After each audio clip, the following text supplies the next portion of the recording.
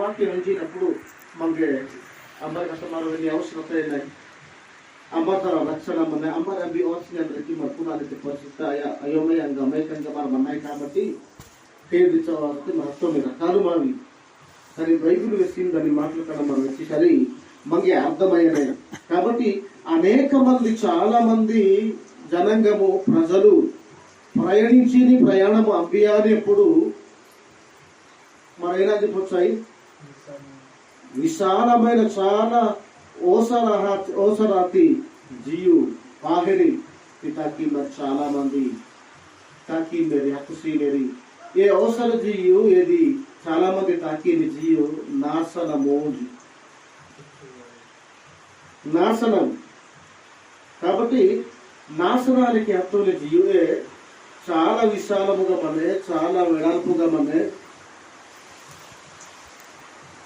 చాలా మంది ఈ జీవితం ఇష్టపడినారు తాకి మీరు ఇది మాకు అర్థమవుతుంది ఈ మాటలు మనం ఏనాటకంలో ప్రయత్నం చేసి మాన నడిపింపు విధానము వేరమన్నే అనేక మంది నడిపింపు కార్యక్రమాలు వేరగమని కాబట్టి అమ్మినాయి రైట్ ఒకవేళ మాది కరెక్ట్ మార్చి వారికి మోసపోయిన దాన్ని డౌట్ మధ్య వాణ్యప్పుడు వాక్యప్పుడు వాణి సహజ వాక్యప్పుడు తగిన సమాధానం మనకున్నది చాలా ప్రాముఖ్యం చాలా అవసరం కాబట్టి ఈ మాటలు మన కోసం ఈ మాటలు మన దేవుడు ముందు జాగ్రత్త కాబట్టి అంటే ఈ డౌట్స్ వాక్యాలను బట్టి డౌట్స్ వార్త కాబట్టి మనం ఎలా తక్కిలాలను మెచ్చించాలి ఇలా ఇరుకుగా ఎలా తక్కినాను మేము పిసియించాలి మీరు కీలాడోద్దరికి మీరు చుట్టి ఆరాధన కీలాడు మీరు కేకలు వేసినట్టు ప్రార్థన కీలాడితే రకరకాలుగా మీరు కీలాడిని మేము నోరు మేము చక్కగా క్రమశిక్షణగా నడిపించడానికి నచ్చక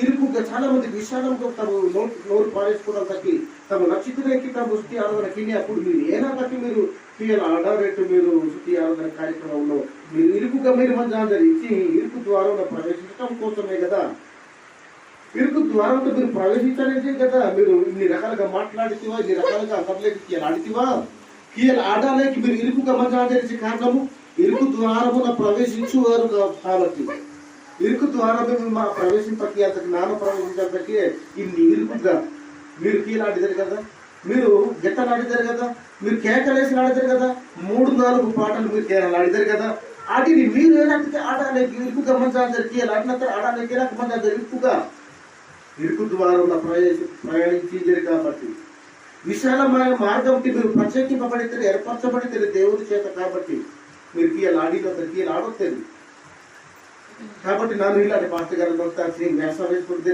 మీరు లోపల కష్టపరాస్తా జరిగేలా తీసికే హల్లెలూయా కాస్తా జరిగి ఈ మాటలకు వచ్చిన తర్వాత మంచి నెరిగి అలాగ నువ్వు చేయకపోతే అలా నువ్వు పాటించకపోతే ఎవరో చెప్తున్నారు చేయకపోతే అదే నేరం అదే పాపం అదే దోషం అన్నారు గమనించదు మనొకటి మీరు వేసినయా ఏదో అనుకోవడానికి చేయండి మనకి ప్రమాదంతో ప్రజలు ఆక్సిజన్ గొప్ప గొప్ప నాయకులు గొప్ప గొప్ప భక్తులు గతంలో దేవుని పేరిట వేషం వేసుకుంటా అనేక మంది ఎలాంటి విశాలమైన మార్గంతో నడిపించిన నాయకులు మధ్య చక్కగా వాక్యం దేవుని వాక్యంగా బోధించి దేవుని ఆరాధించిన క్రమము వాక్యం ఇలాజికి మనలోకి మా అమిని జీవోత్సవ మా అమిత మెలాప్రియాలకి కుందరాలనే పరిస్థితి కానీ దేవుని దయ వలన దేవుడు మమ్మ ప్రత్యేక కాపాడి ఆలోచనతో లోపల నా పరిశోధనతో ఆత్మ జ్ఞానంతో సరిదిరికే ప్రయత్నం చేసేటప్పుడు చక్కటి వాక్యాల కథ కోసం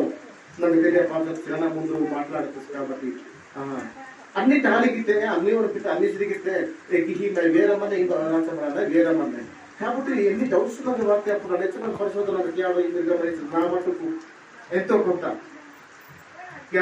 అప్పుడు దేవుడు చక్కటి సమాధానాలు దేవుడు నాకు ఇయ్యదు కాబట్టి మనం మంచి వాక్యం నేర్చుకోవడానికి ప్రయత్నానికి ఈనాయి నాశనమునకు పోవు ద్వారము ఎలా చేసి వెడల్పును ఆ దారి విశాలమునై ఉన్నది మరి అందరూ విశాలంగా ఉండాలి కదా చాలా వెడల్పుగా ఉండాలి కదా ఎందుకంటే చాలా మంది తరలిపోయేది వెళ్ళవలసినది కాబట్టి కొద్ది మందికి అవసరమా విశాలమైన మార్గం అవసరమా వెడల్పు అవసరమా అవసరం లేదు కొంచెం చిన్నది సరిపోద్ది మరి ఆ మార్గం చెప్తుంది. ఎంతమంది ప్రయాణించే ప్రయాణమో, ఎంతమంది ప్రయాణించే ప్రయాణికులు పోవలసిన మార్గం మరి ఎంత విశాలంగా ఉండాలో ఆ దారి చెప్తుంది. కాబట్టి అలాంటి అనేకులు ప్రయాణించే ప్రయాణంలో నుంచి కొద్ది మందిగా ఇరుకు ద్వారమున ప్రవేశించడానికి కొద్ది మందిగా దేవుడు మమ్మల్ని ఏర్పాటు చేసుకున్నాడు. మన లక్కీ ఫెలోస్ కదా, మన అదృష్టవంతులం కదా. దీన్ని బట్టి, ఈ వాక్యాన్ని బట్టి, అవునా సీమోను? ఎంత అదృష్టవంతులం కాకపోతే అలాంటి మాయ నుంచి, అలాంటి ప్రయాణం నుంచి దేవుడు మరి అంత భయానకమైనటువంటి ఆ ప్రయాణములో నుంచి దేవుడు పట్టుకొని ఇరుకు ద్వారమున ప్రవేశించడానికి మీరు పోరాడండి అని దేవుడు మనం ఎన్నుకున్నాడు. కాబట్టి మన ఎన్నిక అంటే దేవుని చేత ఎన్నుకోబడిన వాళ్ళం మనమంతా. కాబట్టి మనం ఈ వాతావరణంలో మనం ఉన్నాం. అది నాశనకరమైనటువంటి ప్రయాణంలో నుంచి, మార్గంలో నుంచి, అనేకులు పోవలసినటువంటి మార్గంలో నుంచి, అనేకులలో నుంచి మమ్మల్ని దేవుడు కొద్ది మందిగా ఉన్నాము ఏర్పాటు చేసుకున్నాం. కాబట్టి నాశనానికి పోవలసిన వారు ఒక ప్రశ్న వేస్తారు. వేసేరు కూడా ప్రశ్న ఏంటంటే, చాలా మంది పెద్ద పెద్ద వారు నాయకులు, చాలా పెద్ద వారు క్రైస్తవులు బైబిల్ ధ్యానించకుండానే, చదవకుండానే, ఏమి తెలియకుండానే మరి ఇసుటి ఆరాధన కార్యక్రమాలు ఇలా చేస్తున్నారా? వారికి తెలియకుండా చేస్తున్నారా? కాబట్టి అనేక మంది ఇదే కదా చేస్తున్నారు అని ప్రశ్న వేశారు. కాబట్టి అనేకులు చేస్తున్న దాని గురించి బైబిల్ ఏమని చెప్తుందో, కొద్ది మంది చేస్తున్న దాని గురించి ఏమని చెప్తుందో, మన కోసం, మన అభివృద్ధి కోసము, మన బలం కోసం దేవుడు మన సంతోషించడం కోసం, మనం కాదనకుండా మన నమ్మకం కలిగి ఆయన విశ్వాసం కలిగి ఉండడానికి దేవుడు మన కోసం, ఇలాంటి వారి కోసమే, చాలా మంది ఇలాంటి వారి కోసమే, అనేకులు చేయకుండా ప్రత్యేకంగా కొద్ది మంది దేవుని ఇష్టాన్ని నెరవేర్చడానికి, దేవుని ఇష్టానుసారంగా ఫలించే వారి గురించి దేవుడు వ్రాయించినటువంటి మాటలు తేడా తెలియాలని వ్రాయించి పెట్టాడు. కాబట్టి మీరు కంగారు పడవలసిన అవసరత లేదు. వాక్యాన్ని బట్టి మనం చూద్దాం, వాక్యాన్ని బట్టి ముందుకెళ్ళిపోదాం. అనేకులలో నుంచి మనము ఏం చేయబడ్డాం? మనము వేరు చేయబడ్డాము. ఎందుకు వేరు చేయబడ్డామంటే ఇరుకు ద్వారమున ప్రవేశించడానికి. అందుకే నువ్వు ఈరోజు ఇరుకుగా ఉన్నావు. ఇరుకు ద్వారమున అనగా పరలోక మార్గాన్ని ప్రవేశించడానికి ఈరోజు వారు చేసినట్టు నువ్వు చేయలేకపోతున్నావు. చేసే సామర్థ్యత నీకున్నా, చేయడానికి నీకు స్వాతంత్ర్యం నీకున్నా, నువ్వు ఎందుకు చేయకుండా నువ్వు ఉంటున్నావు, చేయలేకపోతున్నావు? చాలా ఇరుకుగా ఉంటున్నావు. అంటే ఇరుకు ద్వారా ప్రవేశించడానికి ప్రయత్నిస్తున్నావు నువ్వు అన్నమాట. కాబట్టి ఇప్పుడు ఎంతమంది, అనేకులు అన్నప్పుడు ఎంతమంది అనేది బైబిల్లో మనం అడుగుతున్నాం. అనేక మంది ఇదే చేస్తున్నారు, మీరు చేస్తున్నది అనేక మంది చేయటం లేదనే కదా. దీన్ని చేసేవాళ్ళు ఎక్కువ మంది. మరి అది ఎక్కడి నుండి వచ్చింది? తడ్డూరులో ఎక్కడి నుండి వచ్చింది? ఇండియా వారు మేము చేసేది అనేక మంది చేస్తున్నారు అన్నారు కాబట్టి బైబిల్ గ్రంథంలో ఎంతమంది ఎక్కడికి పోయేవారు, ఎంతమంది ఎక్కడికి పోయేవారో మనం చూస్తున్నాం. ఇప్పుడు రక్షణ పొందే వారు కూడా ఎంతమందో బైబిల్ గ్రంథంలో మనం చూడగలం. ఏర్పరచబడిన వారు కొద్ది మంది అని మనం నేర్చుకున్నాం. ఇప్పుడు రక్షణ పొందేవారు కూడా ఎంతమందో బైబిల్ గ్రంథంలో మనం చూద్దాం. అనేకులా లేదా కొద్ది మందా? దీన్ని బట్టి మీరు ఆలోచన మీరు చేయండి. బైబిల్ని నమ్మండి, మనుషులను మీరు నమ్మకండి. మనుషులలో రక్షణ లేదు, దేవునిలో మాత్రమే రక్షణ ఉంది. లూకా సువార్త 13వ అధ్యాయము 1 నుంచి 3 వచనాల వరకు. లూకా సువార్త 13, 22, 23, 24 వచనాలు. 13వ అధ్యాయము 22, 23, 24. 22 చదివితే సందర్భం మనకు అర్థమవుతుంది. అందుకే ఆయన యేసు ప్రభు వారు యెరూషలేమునకు వెళ్తున్నప్పుడు, ఆ ప్రయాణం చేస్తూ ఆయన వెళ్తున్నప్పుడు ఆయన బోధిస్తున్నాడు. పట్టణాలలో బోధిస్తున్నాడు, గ్రామాలలో సంచారం చేస్తూ బోధిస్తున్నాడు. ఆ సంచారం చేస్తూ బోధిస్తున్నప్పుడు ఒకడు ప్రభువా రక్షణ పొందు వారు కొద్ది మంది అని, ఎంత మంది అని అడిగినప్పుడు కొద్ది మంది అయినా అని యేసు ప్రభు వారిని ఒకడు అడిగినప్పుడు యేసు ప్రభు అంటున్నాడు, వారిని చూచి ఇరుకు ద్వారమున ప్రవేశింప పోరాడుడి, ఇరుకు ద్వారమున ప్రవేశించడానికి మీరు పోరాడండి అన్నాడు. రక్షణ పొందు వారు కొద్ది మంది అయినా అన్నప్పుడు ఆయన చూసి యేసు ప్రభు వారు అంటున్నాడు, ఇరుకు ద్వారమున మీరు ప్రవేశించడానికి మీరు పోరాడండి. మరి విశాలమైన మార్గంలో ప్రవేశించేవారు నాశనకరమైన మార్గంలో వారు ఉన్నారు, నడుస్తున్నారు. కనుక మీరు ఆ దారికి మీరు వెళ్లకుండా, ఆ ప్రయాణంలో మీరు ప్రయాణించకుండా, మీరు ప్రయాణించవలసినది, మీరు నడవవలసినది, మీరు ఎన్నుకోవలసినది, మీరు వెళ్ళవలసినది ఇరుకు ద్వారమున వెళ్ళడానికి మీరు ట్రై చేయండి, ప్రయత్నం మీరు చేయండి అని ఆ వ్యక్తితో చెప్తున్నాడు. ఈ మాట ఎందుకు చెప్పాడు అన్నప్పుడు, రక్షణ పొందువారు కొద్ది మంది అని అన్నప్పుడు చెప్తున్నాడు. అవును, కొద్ది మంది ప్రయాణించే ప్రయాణం ఇదిగో ఇరుకు ద్వారము. మరి విశాలమైన ద్వారమున ప్రవేశించేవారు నేను చెప్పనవసరం లేదు, వారు ఎలాగైనా వారు వెళ్ళిపోతారు. కానీ పరలోకానికి వెళ్ళాలంటేనే చాలా కష్టం, వెళ్ళాలంటే చాలా జాగ్రత్తలు కావాలి. నాశనానికి వెళ్ళాలంటే ఏ జాగ్రత్తలు మనకు అవసరం లేదు. అక్కడ నువ్వు ఎలా ఉన్నా, ఎలా బ్రతికినా, ఎలా చేసినా నువ్వు వెళ్ళిపోవచ్చు. నీకు ఇష్టానుసారంగా నువ్వు బ్రతికి నువ్వు వెళ్ళిపోవచ్చు అక్కడికే.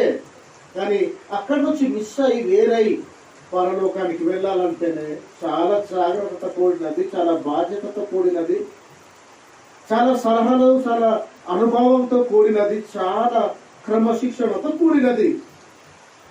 పుట్టూరకైతే పరలోకం మనకు వచ్చేయాలి. కాబట్టి వాక్యాన్ని వినాలి, గమనించాలి. సమాజంలో జరుగుతున్నటువంటి ఒక కార్యక్రమాలు ఎలా ఉన్నాయి, బైబిల్లో చెప్తున్నటువంటి ఒక పరిస్థితి ఎలా ఉంది, ఎటుపోతుంది క్రైస్తవ్యం, రక్షణలోనిక, రక్షణ బాటలోనిక, నిత్య నాశనంలోనికి వెళ్తుందా మనకు తెలియాలి. కాబట్టి కింద మాటల్లో ఏమంటున్నాడంటే, ఏమంటున్నాడు కింద మాటల్లో చదవండి. అనేకులు ప్రవేశింపజూతురు గాని వారి వలన కాదంటున్నాడు. అనేక మంది ప్రయత్నిస్తున్నారు, పరలోకానికి వెళ్ళాలని ప్రయత్నం చేస్తున్నారు, కానీ వారి వలన కావటం లేదట. వారి వలన కావటం లేదు. మన వలన అవుతుందా చెప్పండి? మన వలన కాదు. ఎందుకు మన వలన కాదు? ఈరోజు ఆ మాటలనే మనం నేర్చుకుంటూ మనం వెళ్ళిపోదాం.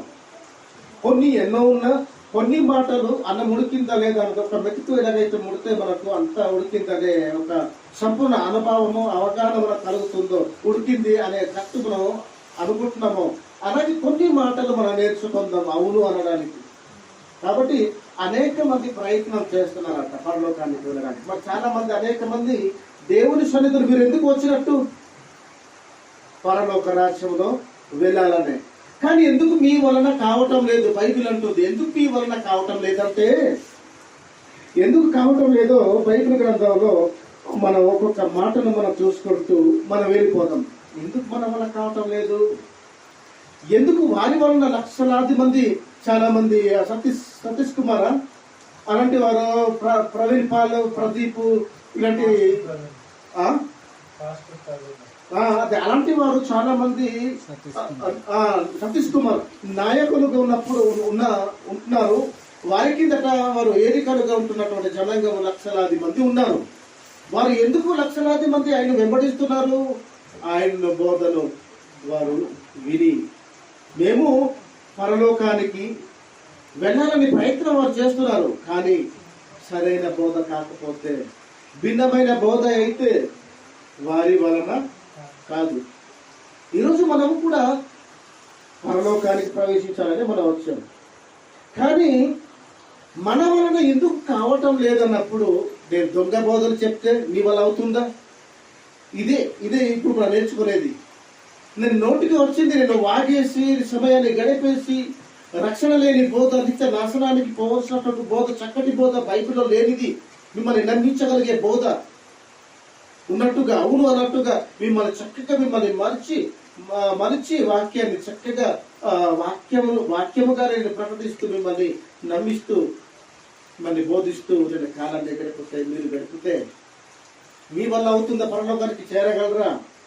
చేరలేదు. కాబట్టి ఎన్ని అపార్థాలు, ఎన్ని ఇన్స్టెంట్లు మనకు బైబిల్ గ్రంథంలో ఉన్నాయో పూర్వీకులను చూసినప్పుడు మనకు అర్థమవుతుంది. కాబట్టి మనం ఏమి వినుస్తున్నాం, ఎందుకు అనాలి? ఏం వ్యక్తి బైబిల్ నీ చేతులు ఎందుకు ఉండాలి? నేను ఏది చెప్పినా అది మీరు నమ్మేస్తే బైబిల్ నా చేతుల్లో ఉండడానికి వీల్లేదు. అంతే కదా? ఏది పట్ట అది నమ్మేస్తే నా చేతుల్లో బైబిల్ ఉంటే సరిపోద్ది. మరి యేసు ప్రభు ఎందుకు అనాలి? మరి మీరు ఏమి వినుచున్నారో ఎందుకు అనాలి? పౌలు గారు, శీల గారు చెప్తున్న సంగతులు అలాగున్నవని ఎవరి డౌట్ ఎందుకు రావాలి? వారు ఎందుకు పరీక్షించాలి? బోధ ఒకటి కాదు కాబట్టి. ఒకవేళ పౌలు గారు చెప్పినా, శీల గారు చెప్పినా వాక్యం అనుకుంటే చివరికి మేము మోసపోతాం. మేము మోసపోతే మా వలన కాదు పరలోకానికి వెళ్ళడానికి. కాబట్టి మేమేమి వినుచున్నామో కూడా జాగ్రత్తగా మేము చూసుకో. జ్ఞానవంతులు కదా, బుద్ధిమంతులు కదా వారు. తెస్సలోనికలో ఉన్న వారికంటే గనులు, జ్ఞానవంతులు, పండితులు కనుక అంత మహానుభావులు చెప్తున్న ఆ కాలంలోనే వారినే అనుమతించారంటే ఈరోజు మమ్మల్ని అనుమతించారా? బుద్ధిమంతుడు అయితే. కానీ అనుమతించేవారు ఎవరు లేరండి. ఎవరు చెప్పినా అదే కరెక్ట్, అదే రైట్ అంటారు. అందుకే అది అంటే బుద్ధి లేని వాడు ప్రతి మాట నమ్మటం వలన పరలోకానికి వెళ్ళాలని వాక్యం వినడానికి వచ్చిన మన వల్ల కావటం లేదు. అర్థం చేసుకోండి, కావటం లేదు. ఇప్పుడు చూడండి, మన వల్ల ఎందుకు కావటం లేదు? బైబిల్ గ్రంథంలో చూడండి కొన్ని సంగతులు. పౌలు గారు ఉన్న కాలంలో, అపోస్తలులు ఉన్న కాలంలోనే, క్రీస్తున్న కాలంలోనే మరి ఎలాంటి వారు పరలోకానికి నడిపించడానికి నాయకులు వచ్చారు బైబిల్ గ్రంథంలో మనం చూడగలం. అందుకే వినేవారి వలన కావటం లేదు. దేవుని కోసం సరైన ఫలాలుగా ఫలించడానికి ఆస్కారం లేదు. ఎందువలన అంటే బైబిల్ గ్రంథం 2వ పేతురు పత్రిక చూద్దాం. అక్కడి నుంచి మనం చూస్తూనే వెళ్దాం. ఎందుకు మన వల్ల కావటం లేదు? మనం వచ్చి వాక్యం సరిగా చెప్పినా నిద్రపోతాం. మరి మన వల్ల అవుతుంది కీర్తి చెప్పు. లేదు, వాక్యం ఈరోజు మిస్ అయిన పర్లేదు, నేను ఎక్కడికి వెళ్ళిపోతాను. ఈరోజు రక్షణార్థమైన బోధ, ఆత్మ రక్షణ గల బోధను జరుగుతున్నప్పుడు దాన్ని మిస్ అవుతూ కాలాన్ని, విలువైన సమయాన్ని దేవుడిస్తే ఆ సమయాన్ని మనం వద్దు చేసుకుంటూ రాకుండా మిస్ అవుతే మన వల్ల అవుతుందా? ఏదో ఒక రోజు వచ్చి దేవుని సన్నిధికి పరలోకానికి వెళ్ళిపోతానంటే సరిపోద్దా? ఎవరైనా సరే మన అందరితో ఈ మాటలు. 2వ పేతురు పత్రిక 2వ అధ్యాయం తీయండి. 2వ అధ్యాయము 2వ పేతురు పత్రిక 1 నుంచి 3 వచనాల్లో మనం చూసేసరికి ఎందుకు వారి వలన కాదు లక్షలాది మంది, వేలాది మంది, వందలాది మంది దేవుని సన్నిధిలో వచ్చి వాక్యం విని పరలోకానికి చేరాలని ఆశ ఉన్నా ఎందుకు వారి వలన కావటం లేదు అని ఆలోచన చేసినప్పుడు, ఎందుకంటే చదవండి ఇప్పుడు, మరియు అబద్ధ ప్రవక్తలు అది ఎక్కడున్నారట? ఈ అబద్ధ ప్రవక్తలు ఎక్కడున్నారట? ప్రజలలో, మనుషులలో, జనాంగములలో, క్రైస్తవులలో ఉన్నారు. తర్వాత అలాగే అది చూసారా, ఇప్పుడు మనలోనికి వచ్చేసాడు. అబద్ధ బోధకులు ఉందురు. అలాగే మీలో కూడా అబద్ధ బోధకులు ఉంటున్నారు. మన పసిగట్టాలి, గమనించాలి. ఏది పట్టాది నమ్మేస్తేనగా ఎవడో స్టక్ వేసుకొని, ఆ తెల్లటంగిని వేసుకొని, బైబిల్ చేత పట్టుకొని ఆయన వచ్చేస్తే గొప్ప భక్తుడు అనుకుంటున్నాం. అంటే మనకు సమూయేలు లక్షణాలు ఇప్పటి వరకు పోలేదన్నమాట. సమూయేలు గుణాలు మనకి ఇప్పటి వరకు మనకు పోలేదు. పై రూపాన్ని చూసే లక్షణాలు ఇప్పటికీ ఉన్నాయి. గొప్ప పండితుడు వచ్చేసాడు, గొప్ప భక్తుడు వచ్చేసాడు, వైజాగ్ నుండి వచ్చేసాడు, గొప్ప దేవుని స్నేహితుడు, అంత గొప్పవాడు వచ్చేసాడు. అప్పుడు వీడు మాత్రం నిజంగా భయభక్తులు కలిగి ఉన్నాడు, దేవుని అంత భక్తి కలిగి ఉన్నాడు, అంత మహా గొప్ప ప్రవక్త. ఇలా మనం ఫీల్ అయిపోతుంటాం. ఇలా అయిపోతుంటాం మనం అన్నమాట, బుద్ధి లేక. అసలు వైజాగ్ వారికి తెలియదు బైబిల్. మీరు అనుకుంటున్నారేమో, ఈవెన్ పాస్టర్ గారు మరణించక మునుపు నీతియుక్తమైన బలి గురించి చెప్పినప్పుడు నేను అంగన్వాడీ వర్క్ లో ఉన్నాను నేను. కానీ వెంటనే రాసి వాళ్ళు చాలా మందికి స్పందన చేశారు. అంటే కొంతమంది ప్రశ్నించారు కూడా, చాలా కామెంట్స్ పెట్టారు.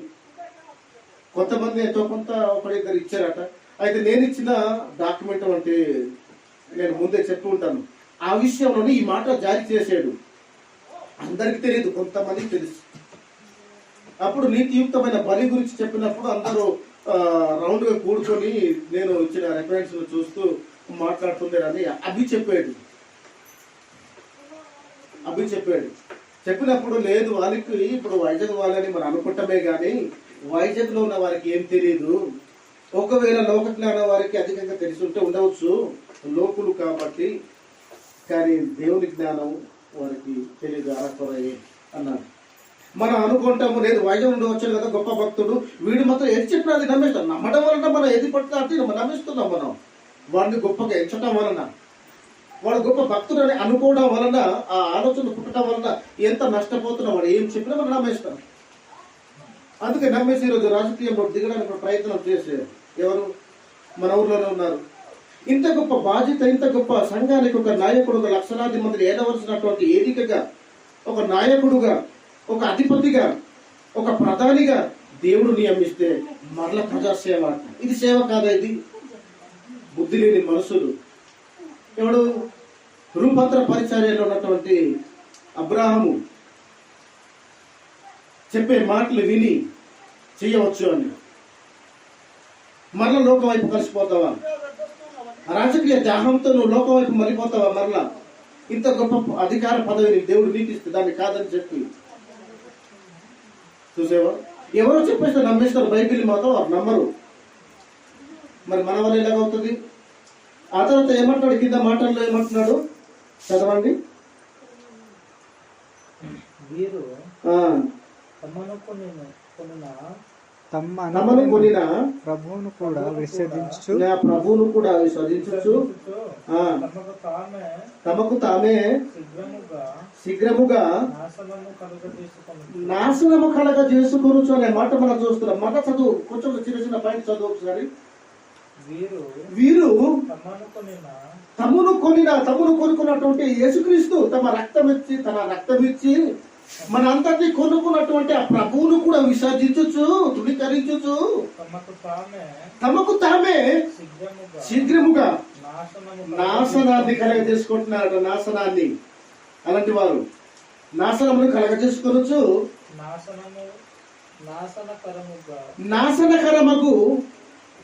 నాశనకరమైన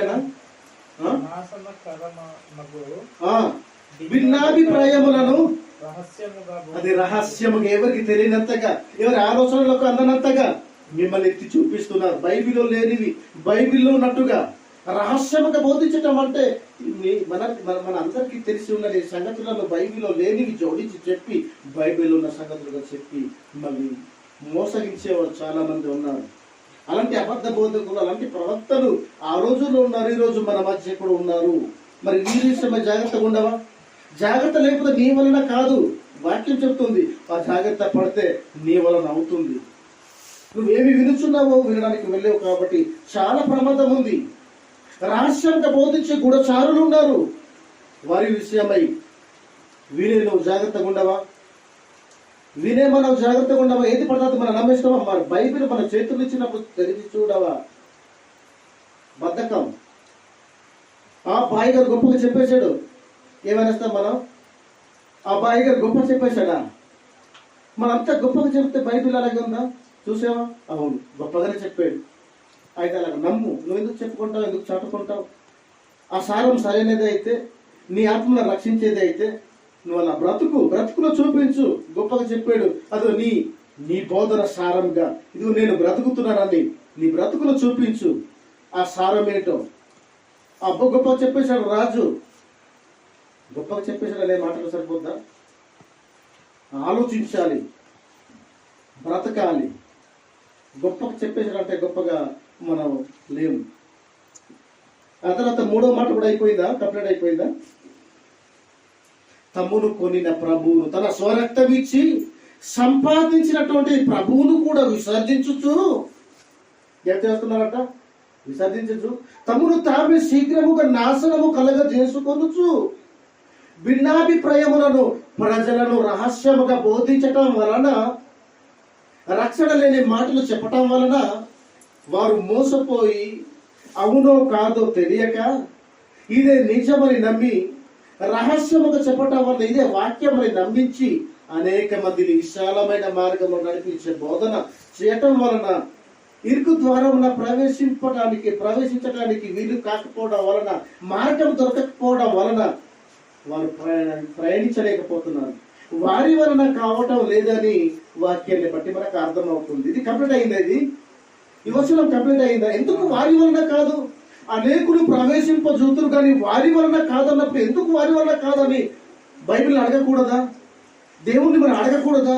అడిగిన దేవుడు చక్కటి సమాధానం చెప్తున్నాడు. ఎందుకంటే ఇదిగోనైనా ఇలాగుందినైనా ఎలాగుందినైనా పరిస్థితి, కాబట్టి మీరు జాగ్రత్తగా ఉండాలి. ఇరుకు ద్వారంలో మీరు ప్రవేశించాలంటే మీరు ఇంత జాగ్రత్తగా ఉండాలి. అనేక మంది విశాలమైన మార్గం నడిపించేవారు చాలా మంది ఉన్నారు. ఒంటి ఉద్యమం కొరకు మిమ్మల్ని గెలిపించేవారు ఉన్నారు. తమ ఒంటి ఉద్యమం కొరకు 2-3 పాటలు పాడించే రకాలు చేస్తారు. భిన్నమైన బోధన రహస్యంగా మిమ్మల్ని బోధించేవారు చాలా మంది ఉన్నారు. బైబిల్లో లేవు కానీ ఇలాగే చేయాలి, పర్వాలేదులే, తప్పులేదులే, ఇలా చేయాలి, తప్పేంటి ఇదేదనే రకరకాలు చెప్పి దేవుని మాటలుగా బోధించి దేవుని గణపరిచే విధంగా ఈ రకంగా ఉంది అని తమ కల్పితములు చూపించి ఆ విధంగా మమ్మల్ని నడిపించి మమ్మల్ని మోసగించేవారు ఉన్నారు. మన ఊహను బట్టి నడిపిస్తే రక్షణ లేదు. అది దేవుని మూలముగా పలకబడిన, దేవుని మూలముగా పరిశుద్ధాత్మను ప్రేరేపించి భక్తుల ద్వారా వ్రాయబడిన సారాన్ని బట్టి నువ్వు బ్రతికితే, నువ్వు నడిస్తే, వాక్యాన్ని చెబితే, నువ్వు వింటే, ఆ విధంగా నువ్వు ఆ సారాన్ని నువ్వు తెలుసుకోగలిగితే, నీకు రక్షణ తెలుసుకుంటేనే వాక్యంలో ఉన్నది నేను అలాగే చెప్పినప్పుడు మీరు వింటున్న మీరు కూడా అలాగే మీరు తెలుసుకునేంత వరకు మీరు ప్రయత్నం చేసి ఒక నిజాన్ని తెలుసుకుంటేనే అప్పుడు మీకు రక్షణ. రక్షణ అంటే ఇప్పుడు బ్రతికినప్పుడే, తెలుసుకున్నంత మాత్రం కాదు. మనందరం కూడా బ్రతికినప్పుడు అప్పుడు మనకు రక్షణ. మనకు తెలియనంత వరకు మనకు రక్షణ మనకు లేదు. వాక్యంలో మనలో లేకపోయినా మనకు రక్షణ లేదు. నెక్స్ట్ మాట మనం చూద్దాం. మరలా మత్తయి సువార్త కూడా చూద్దాం. ఒక్కొక్క మాట మనం నేర్చుకుంటూ వెళ్ళిపోదాం. ఒక్కొక్క మాట మత్తయి సువార్త తీసారా? 15:9 తర్వాత 14 వచ్చినా కూడా చదువుదురు కానీ ఒక్క మాట ఒకసారి చదవండి, మీరే సహాయం చేయండి. మత్తయి సువార్త 15వ అధ్యాయము 9 తర్వాత 14 వచ్చినప్పుడు తర్వాత చదువుదురు కానీ ఈ ప్రజలు తమ పెదవులతో నన్ను గణపరచుదురు, నన్ను పొగుడుదురు కానీ వారి హృదయం పొగిడే వారి హృదయం, తమ పెదవులతో నన్ను పొగిడే వారి హృదయము నాకు చాలా దూరంగా ఉన్నది అంటున్నాడు. ఎందుకు ఈ మాట్లాడుతున్నాడు అంటే, దేవుడు అందరి హృదయములను ఏం చేసేవాడు చెప్పండి, అది అందుకే చెప్తున్నాడు. ఎవరి హృదయాలు సమీపంగా ఉన్నాయి, ఎవరి హృదయాలు చాలా దూరంగా ఉన్నాయో అది మనిషికి తెలియకపోవచ్చు, మనుషులకు భక్తులుగా కనిపించవచ్చు, లోకానికి ఒక భక్తి పరుడుగా ఒక భక్తగా కనిపించవచ్చు, గుర్తింపు పొందవచ్చు. కానీ దేవుడు ప్రతి భక్తుడిని చూస్తున్నాడు. ఎవరి హృదయాలు సమీపంగా ఉన్నాయి, ఆయనకు ఉపయోగపడే రకంగా ఉన్నాయి, ఎవరి హృదయాలు దేవునికి దూరంగా ఉన్నాయో ఆయనకి తెలుసు కనుక చెప్తున్నాడు. వారు తమ పెదవులతో నన్ను గణపరచుదురు కానీ వారి హృదయము నాకు చాలా దూరంగా ఉన్నది అని అంటున్నాడు. తర్వాత మనుషులు చూసారా ఎందుకు మన వలన కావటం లేదు? ఈ మాట మీరు జ్ఞాపకం ఇచ్చి మైండ్ లో పెట్టుకోండి. అనేకులు ప్రవేశింపజుతురు కానీ వారి వల్ల ఎందుకు అన్నాడు యేసు ప్రభు. ఎందుకు కాదన్నాడో, ఎందుకు మన వలన కాదు, ఎందుకు వారి వలన కాదంటే ప్రజల వలన కావటం లేదంటే మన లోకానికి వెళ్ళడానికి. ఇప్పుడు చదువు కృష్ణ మగరయ్య. మనుషులు కల్పించిన పద్ధతులను అది దేవుని మాటలే అని బోధించి చూసారా, అలా బోధిస్తూ నన్ను వ్యర్థముగా నన్ను ఆరాధిస్తున్నారు. తమ పెదవులతో నన్ను గణపరుస్తున్నారు, నన్ను పొగుడుతున్నారు, మాటలతో నన్ను పొగుడుతున్నారు, తమ పెదవులతో నన్ను పొగుడుతున్నారు. కానీ వారి హృదయం మరణ నాకు ఒకటి కావలసినదే దూరం చేసుకున్నారు. మనుషుల కల్పించిన పద్ధతులను దైవోపదేశములను దేవుని మాటలే అని నమ్మించి ప్రజలను మోసగించి నన్ను వ్యర్థముగా నన్ను ఆరాధించుతున్నారు. అంటే మనుషుల కల్పితమైనది, బైబిల్లో లేనివి ఏదైనా ఏది చేసినా, మనుషులు నియమించిన నియమం ఏది చేసినా ఇది వ్యర్థమైన ఆరాధన. వ్యర్థమైన ఆరాధన కాదా మీరు చెప్పండి? లేదు, ఒక 2 పాటలు పాడితే బాగుంటది, లేదు హిందీతో ఇంగ్లీష్తో ఇది మనుషులు కల్పితం కాదా? ఇది బైబిల్లో ఎవరు చేశారు అలా ఆరాధన? కొత్త నిబంధనలు ఎవరు చేయలేదు. మరి పాత నిబంధన కాలంలో ఉన్న ఆరాధన తెలియదా వీరికి? తెలిసిన వీరు ఎందుకు చేయలేదు? మనం ఎందుకు చేస్తున్నాం అంటే వారు యేసుప్రభు కంటే, అపొస్తలుల కంటే, ప్రారంభ సంఘము కంటే మనకు ఎక్కువ ప్రభువుని ఆరాధించడానికి బాగా తెలుసు అన్నమాట. అందుకే వారు చేయలేదు, మనం చేస్తున్నాం. ఒకవేళ ఆ కాలంలో మనమే కనుక ఉంటే మన కప్పు చేసి పడేసేవాళ్ళం, దేవుని అవమానపరిచేసేవాళ్ళం, అసలు దేవుణ్ణి యేసు ప్రభువుని అసలు మనం కప్పేసేవాళ్ళం. మనం ఆ కాలంలో ఉంటే ఆ కాలంలో కూడా చేశారు కదా. ఆ కాలంలో కూడా చేశారు. పోనీ ఆ కాలంలో మనకంటే కాస్త మంచివారే సంఘ బిడ్డలు చాలా చక్కగానే ఉన్నారు. కానీ ఈరోజు బాగా చెడిపోయారు. మరి ఇది శుద్ధి ఆరాధన అప్పుడు ఇది దైవోపదేశములని మమ్మల్ని రహస్యంగా మమ్మల్ని బోధించడం లేదా?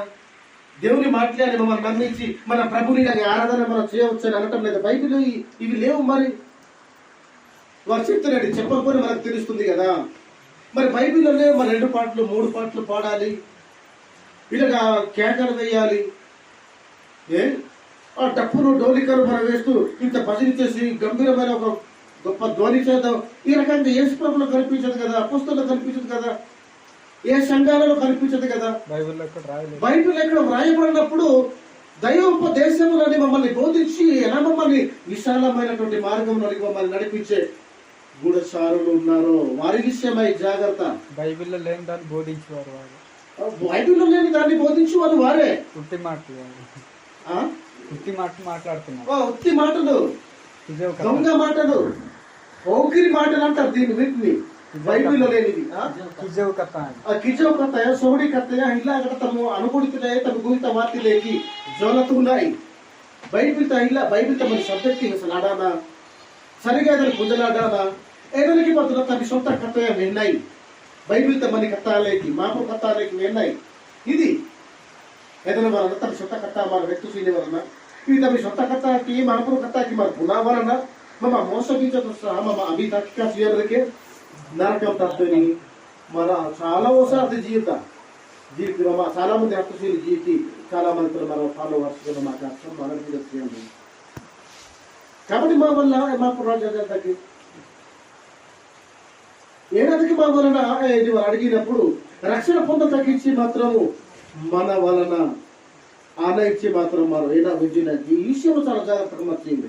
మీరు ఏది విధించున్నారో జాగ్రత్త చూసుకోండి. మిమ్మల్ని మీరు మోసపరచకుడి అంటున్నాడు.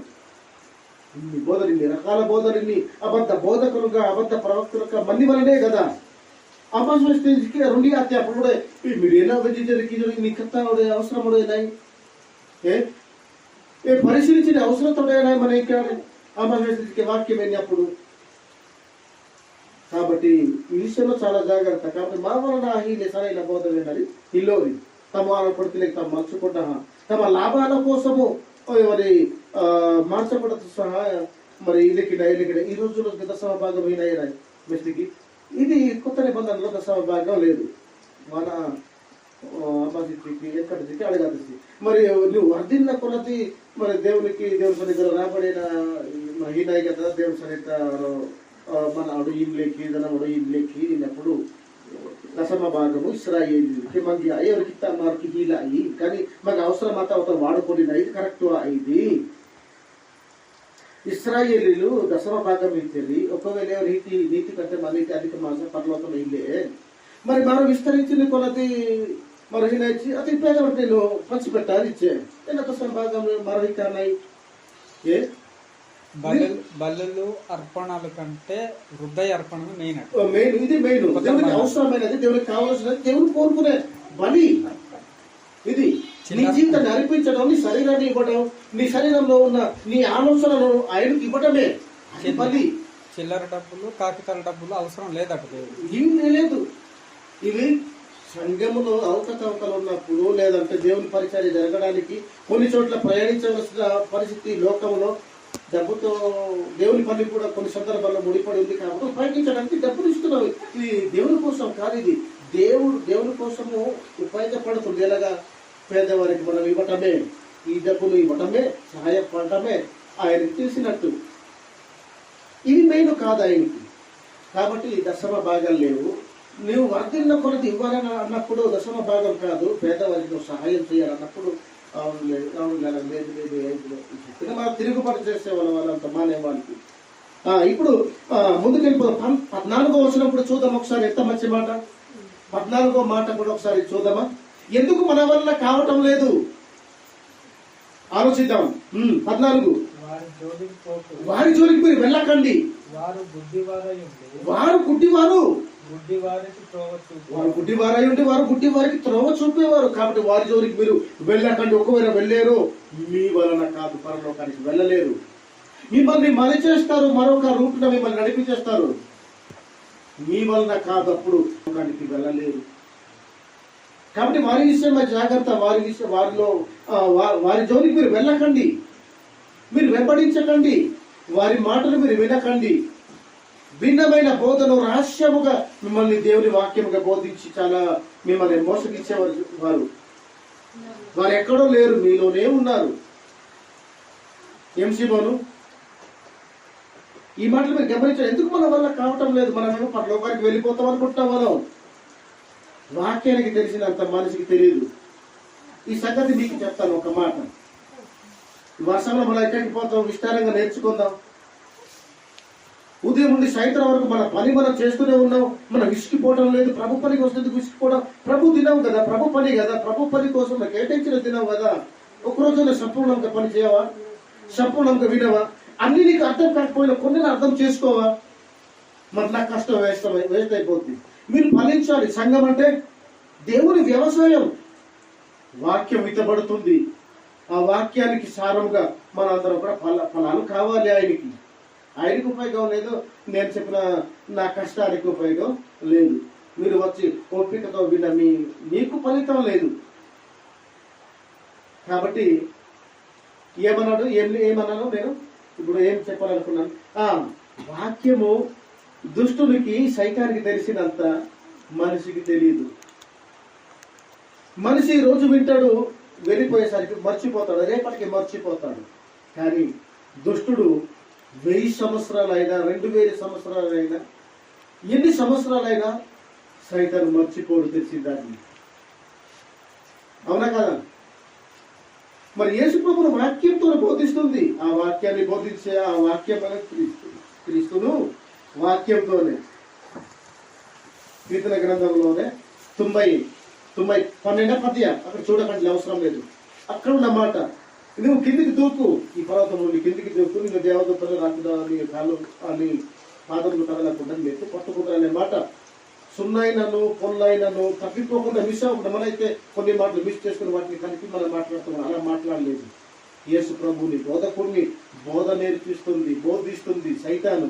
అందుకే వాక్యంతోనేమో మన మోసగిస్తుంది. ప్రతి వాక్యం తెలుసు సైతానికి, తెలియదు అనడానికి వీల్లేదు. నీ హృదయం ఎలా ఉందో దేవునికి తెలిసిన దానికి తెలుసు. పరిశోధిస్తున్నాడు దుష్టుడు కూడా.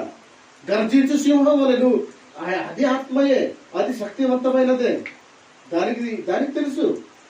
అందుకే ఆ విశ్వాసులైన విశ్వాసం ఉందో లేదో నీ మనసులో దుష్టుడు స్కేనింగ్ చేస్తున్నాడు. వాడికి నిద్ర లేదు, వాడికి సెలవు లేదు.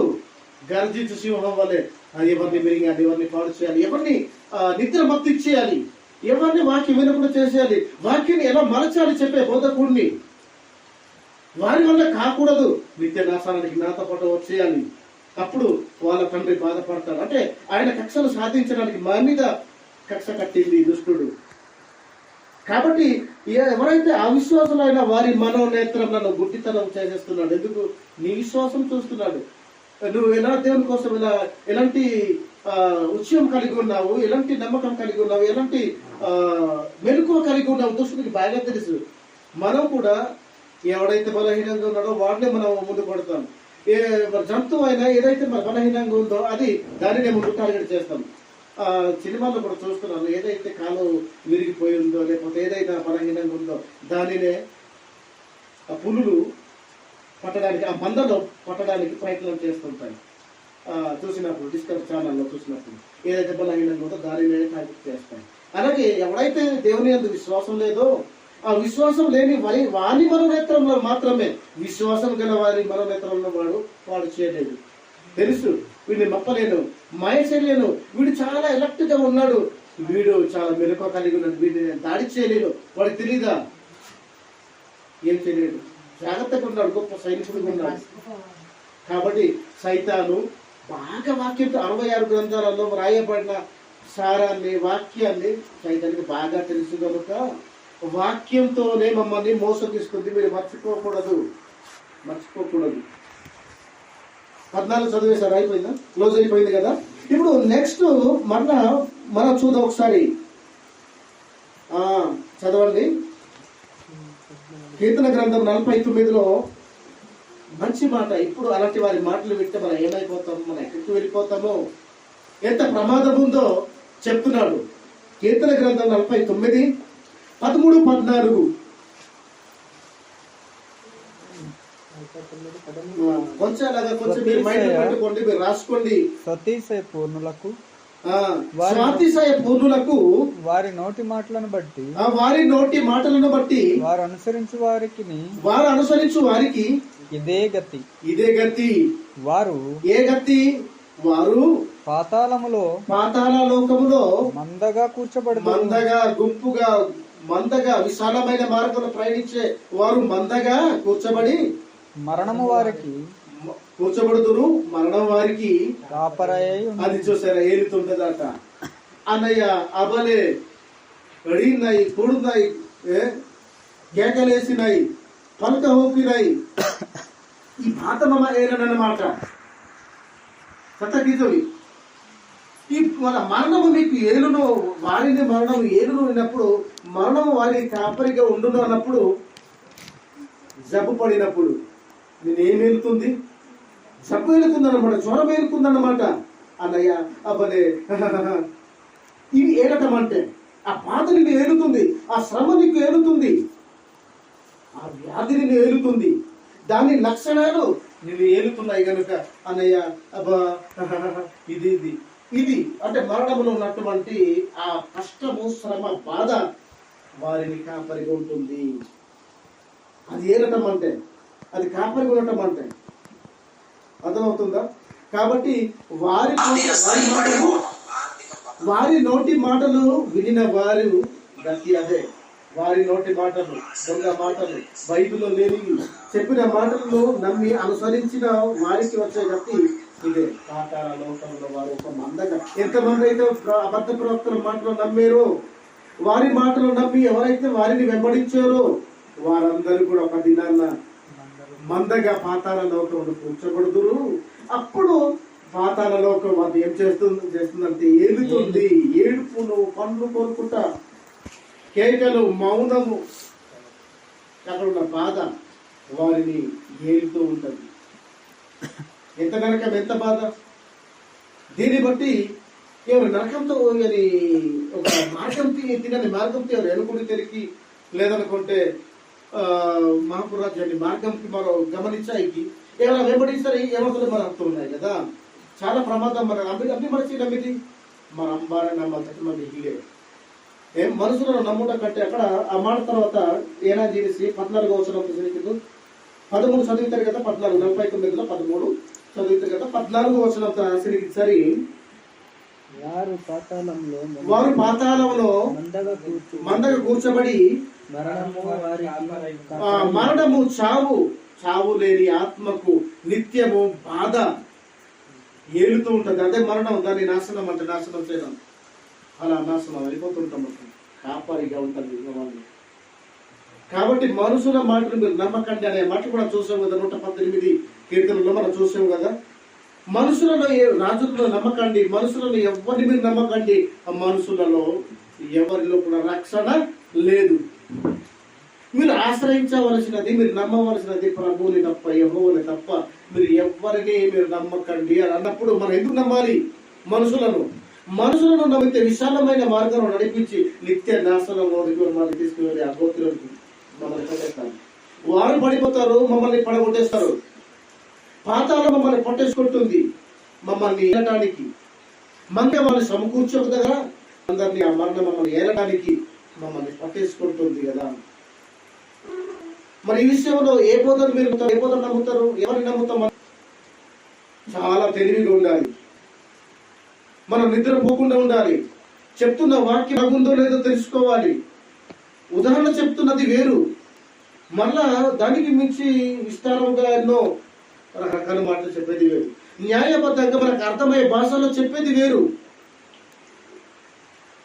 వాక్యానికి దగ్గరలో మా భాష పరంగా అర్థమయ్యే రీతిలో చెప్పడం. అది కాకుండా భిన్నంగా వాక్యానికి వేరు వేరుగా మాట్లాడతారు కదా, అర్థం పదాలు లేకుండా. అవి కూడా వాక్యం అని నమ్మేసే రకాలు కూడా ఈ రోజులు ఉన్నాయి. కాబట్టి మళ్ళీ మరొక మాట ఒకటి చూద్దామండి. మీరు రాసుకోండి, ఇది ఈ మాట కంప్లీట్ చేసేస్తాను. ఆ తర్వాత మనుషులను నమ్మకూడదు, నమ్మకూడదు, తర్వాత మనం నేర్చుకుందాం. ఈ మాట మనం కంప్లీట్ చేసేద్దాం. ఈ రోజు మనకు వర్షం మనకు ఉంది కాబట్టి వెళ్ళిపోదాం, ముందుకు వెళ్ళిపోదాం. సరే, మత్తయి సువార్త కూడా చూద్దాం ఒకసారి. మత్తయి సువార్త మీరు చదివి చేయండి. మీ బైబిల్ ఉంది కదా, నేను బైబిల్ తీయకపోతే కిందలో చూడకపోతే నాకు కూడా సరిగా కళ్ళు ప్రయాణం వలన సరిగా స్పెట్స్ వేసుకోవడం వలన మాకుగా వయసును బట్టి కూడా మనకు కదా డామేజ్ అవుతుంటాయి. మత్తయి సువార్త 7వ అధ్యాయం 15వ వచనం కూడా చూడండి, సాయం చేయండి. చూద్దాం, మంచి మాట చూద్దాం. ఎందుకు మన వలన కాదు, అబద్ధ ప్రవక్తలను గురించి జాగ్రత్త. ఇలాంటి వారి జోరికి మీరు వెళ్ళకండి అని నేర్చుకున్నాం. ఈ అబద్ధ బోధకులు గుడ్డివారిని త్రోవ చూపని వారు, ఇలాంటి వారి విషయమే మీరు జాగ్రత్తగా అనే మాట నేర్చుకున్నాం. మళ్ళీ ఇక్కడ అంటున్నాడు, అబద్ధ బోధకులు ప్రవక్తల గురించి బోధకుల గురించి మీరు జాగ్రత్త అన్నాడు. జాగ్రత్తగా ఉండి వారు గొర్రెల చర్మములు వేసుకొని. ఎందుకు జాగ్రత్త ఉండాలంటున్నాడంటే, వారు గొర్రెల చర్మము వేసుకొని మీ యొద్దకు వత్తురు కానీ అని అంటున్నాడు. గొర్రెల చర్మం క్రీస్తు గొర్రెకు సాదృశ్యం. గొర్రె అంటే అర్థమైతే బలి కావలసినది, మృదువైనది గొర్రె. దాని భావం యేసు బలి అయిపోయింది, మన కోసం బలి అయిపోయి చాలా సాధువు, చాలా నెమ్మది తనానికి ఒక సాదృశ్యమే గొర్రె. గొర్రె వాళ్ళంటే గొర్రె క్రీస్తును పోలుస్తున్నటువంటి ఒక పోలిక. గొర్రె పిల్లగా పోల్చబడ్డాడు క్రీస్తు, మనం కూడా గొర్రెలమే. అయితే ఆ గొర్రె శర్మమును వేసుకొని, క్రీస్తు వేషంలో వేసుకొని చాలా మంది ప్రవక్తలు, చాలా మంది అబద్ధ బోధకులు ప్రజలలో చొరబడతారట. ప్రజల్లోనికి వస్తారు. కాబట్టి ఇప్పుడు చదువుతున్నప్పుడు ఆ తర్వాత చదవండి. గొర్రె చర్మము వేసుకొని అది మన యుద్ధకే వచ్చేస్తారు. చాలా మంది వైజాగ్ నుండి అని, హైదరాబాద్ నుండి అని, తర్వాత ఢిల్లీ నుంచి అని, తెలంగాణ నుంచి అని చాలా మంది మేము దేవుని సేవకులు అని బోధకులు వస్తాం, మన యుద్ధకే వచ్చేస్తారు. కానీ లోపల వారు చాలా క్రూరమైన తోడేలు, చీల్చి చెండాడేసంత స్వభావం గలవారు వాళ్ళంతా. ఎలాంటి వారు వాళ్ళు? క్రూరమైన తోడేలు అంటే అర్థం ఏంటి?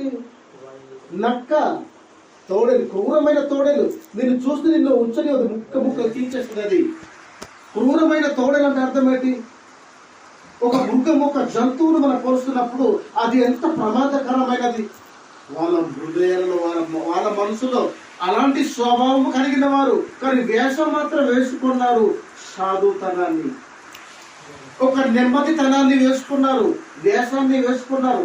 గొర్రె శర్మం అంటే దేవుని కోసం బలి కావలసినటువంటి గొర్రె పిల్లలుగా, దేవుని భక్తులుగా, సేవకులుగా వారు వేషాన్ని వేసుకొని క్రీస్తు పక్షాన వారు వచ్చి మందలో చేరి మందను పాడు చేయడానికి ప్రయత్నం చేస్తున్నారు. వారు హృదయాలు చూస్తే క్రూరులు వాళ్ళు అని, క్రూర మృగాలు అని, జన అరణ్యంలో ఉన్నటువంటి మృగాలు వీరే అని లోపల ఉన్నటువంటి భాగం చెప్తుంది.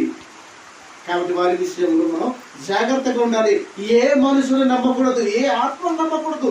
ఏది దేవుని సంబంధమైనదో, ఏది దుష్ట సంబంధమైనదో ఆ క్రియలను బట్టి తెలిసిపోతుంది. ఏది దేవుని సంబంధమైనదో కాదో తెలిసిపోతుంది. కాబట్టి ఏ ఆత్మని మీరు నమ్మకాలే మాట కూడా మొదటి యోహాను సువార్తలో మనకు కనిపిస్తుంది ఆ మాట. మీరు ఏ ఆత్మని మీరు నమ్మకండి, ఏ సేవకుని మీరు నమ్మకండి.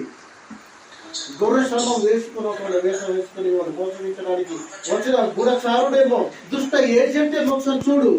లోపల క్రూరుడు. వేషం వేసుకున్నాడు. వేషం ఒకటైతే తన హృదయం ఉన్నది మరొకటి ఉన్నాడు. కాబట్టి వారి విషయంలో జాగ్రత్త. నెక్స్ట్ అంతేనా?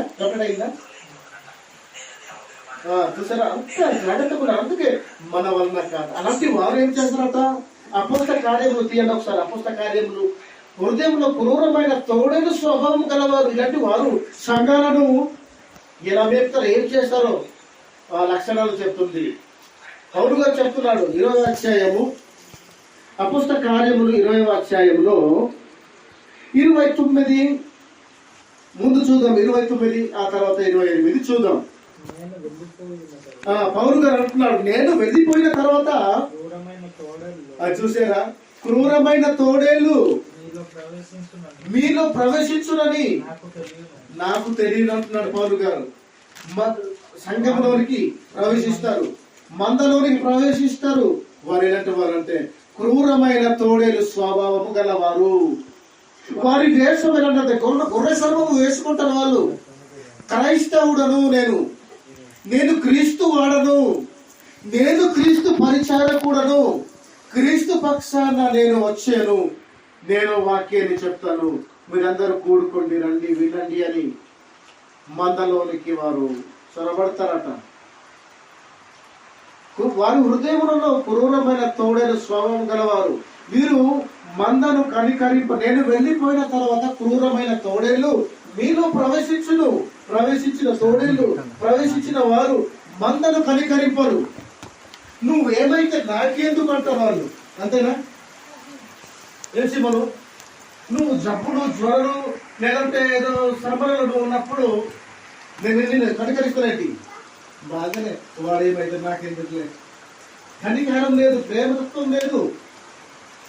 అలాంటి వాళ్ళు క్రూరమైన తోడలు అర్థం పెట్టి మందను కనికరింపారు. ఒకసారి ఆ కోనే నాన్న 5-6 నెలలు అయింది. నేను ఈ సందర్భం నాకు అర్థమైంది. ఎలాగా? నేనంత బాధ్యత పూర్వకంగా నడిపిస్తున్నప్పుడు దుష్టుడు నన్ను మరో రకంగా, ఏ రకంగా అయినా నన్ను వెలివేసేయాలి, బయట తోలేయాలనే ఆలోచనతో నా మీద కక్ష కట్టి